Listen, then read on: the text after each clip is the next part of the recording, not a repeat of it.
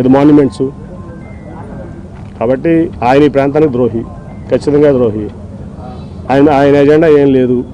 ఖచ్చితంగా లోకేష్ను ముఖ్యమంత్రి చేయడం ఆయన ఎజెండా. దానికోసం పవన్ కళ్యాణ్ గారినైనా రేపు మోసం చేస్తాడు, దాంట్లో ఎటువంటి డౌట్ లేదు. చంద్రబాబు వల్ల మీ కుటుంబాన్ని చిచ్చులు పెట్టాలని మీరు అన్నారు సార్. నేను నా కేసీఆర్ చిన్నగా దానికి వ్యతిరేకిస్తే ఆయన తప్పే లేదు. మా కుటుంబంలో చిచ్చు రావడానికి కారణం కేసీఆర్ నాని అని బహిరంగ ఇప్పటిదాకా పేరు పెట్టలేదు. చంద్రబాబు నాయుడు సంగతి ఎవరో తెలియదయ్యా. చంద్రబాబు నాయుడు తెలియదు, మోడీ గారిని అడిగి చెప్తాడు. చంద్రబాబు నాయుడు గారు అడశిష్యులు పెడతాడు, ఏం చేస్తాడు. ఇంకా ఒకటి చెప్పేది ఏంటి, ఆ పెట్ల గారు చెప్తే నేను నీకు సమాధానం చెప్పలేంటి. సెంట్రల్ సీట్ విషయంలో ఉన్న ప్రతిష్టంభన విషయంలో మీ దగ్గరకు వచ్చారు అని వస్తున్నాను. లేదండి, నేను ప్రస్తుతం ఈ పార్టీలో ఆ స్థాయిలో లేను. ఎందుకంటే నేను ఈ పార్టీకి ఎప్పుడూ పనిచేయాల, ఇవాళ వరకు కూడా.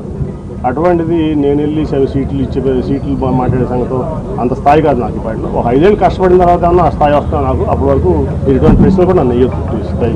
స్వామిదాస్ గారికి ఇచ్చారు నాకు స్వామిదాస్ గారు దాదాపు 3 నెలల నుంచి కూడా మన ముఖ్యమంత్రి గారు స్వామిదాస్ గారు మాట్లాడుకుంటున్నట్లు నాకు తెలియదు. అసలు దాంట్లో నా ప్రమేయమే లేదు.